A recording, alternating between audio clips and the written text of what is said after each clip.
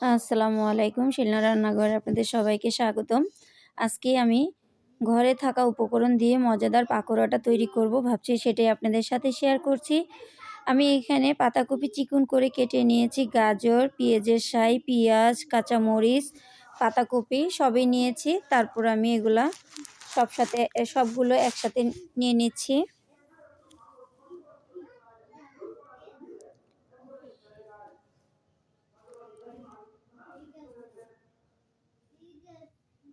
আমি কাটাটা আপনাদের সাথে শেয়ার করি নাই, কারণ হচ্ছে আমি এগুলো আগে থেকেই কেটে নিয়েছি।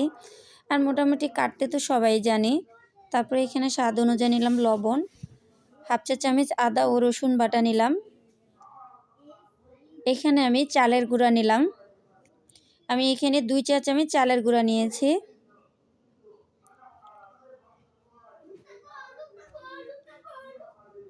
তারপরে 2 চা চামচ নিয়েছি হচ্ছে কর্নফ্লাওয়ার। আপনার হাতের কাছে যদি কর্নফ্লাওয়ার না থাকে অবশ্যই আপনি এখানে 2 চা চামচ আটা অথবা ময়দা এখানে অ্যাড করে দিতে পারেন।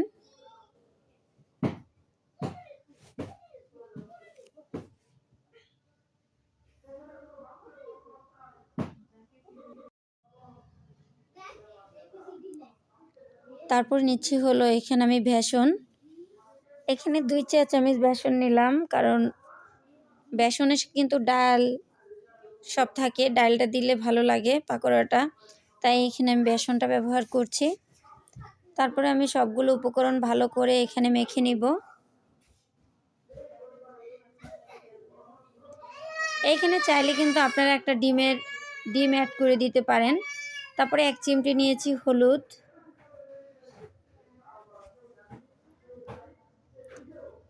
সবগুলো উপকরণকে একদম ভালো করে চেটকিয়ে মেখে নেবেন। দেখবেন কোনো রকমের পানি ব্যবহার করা লাগবে না, এখানে কোনো পানি অ্যাড করবেন না। সবজির থেকে যে পানিটা বেরো আসবে সেই পানিতেই হয়ে যাবে। তারপরে আমি শেপ দিয়ে নিচ্ছি।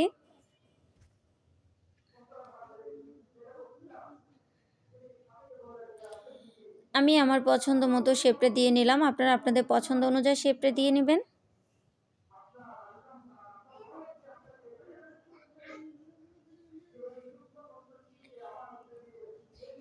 এখানে আমি কিছু তেল নিয়েছি, তেলটা আমি আগে থেকে লো হিট দিয়ে দিয়েছি।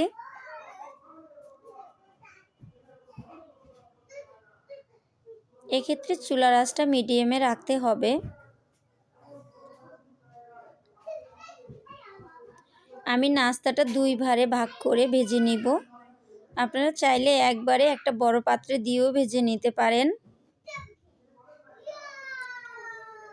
আর এই শীতকালে যদি এই নাস্তাটা না বানান তাহলে কিন্তু আপনি বুঝতে পারবেন না আপনি কি মিস করলেন। অবশ্যই এই নাস্তাটা বানিয়ে নেবেন। এটা খেতে যত সুস্বাদু, এটা হেলদি একটা নাস্তা। আর বাচ্চারা কিন্তু এমনিতেই সবজি খেতে চায় না। যদি আপনি এরকম সুন্দরভাবে নাস্তাটা বাচ্চাদের সামনে পরিবেশন করেন, দেখবেন বাচ্চারা অনেক পছন্দ করে খেয়ে নেবে। আর এটা বিকেলে চায়ের সাথে খেতে আরও ভালো লাগে।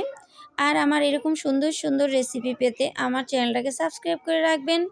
যখনই আমি পরবর্তী কোনো ভিডিও আপলোড দিব সবার আগে আপনি পেয়ে যাবেন।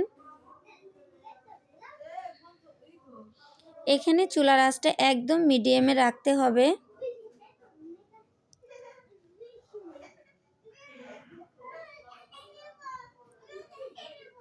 শীতকাল আসলে কিন্তু বাসায় মোটামুটি সবজি অনেক ধরনেরই আনা থাকে।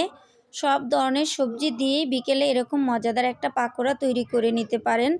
আর এই পাকোড়াটা খেতে এত সুস্বাদু, একবার না খেলে বুঝবেন না। তাই সবাইকে বলছি একবার হলো বাসায় এই পাকোড়াটা তৈরি করে নেবেন। দেখবেন সবাই খুব পছন্দ করে আপনার প্রশংসা করতে থাকবে।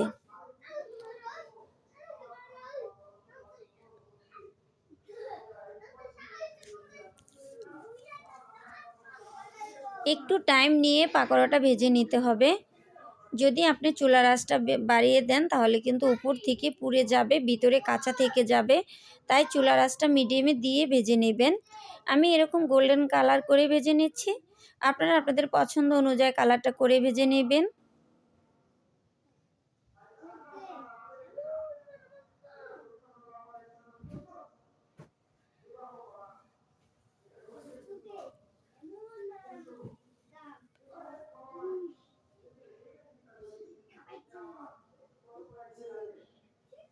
মাশাআল্লাহ অনেক সুন্দর হয়েছে।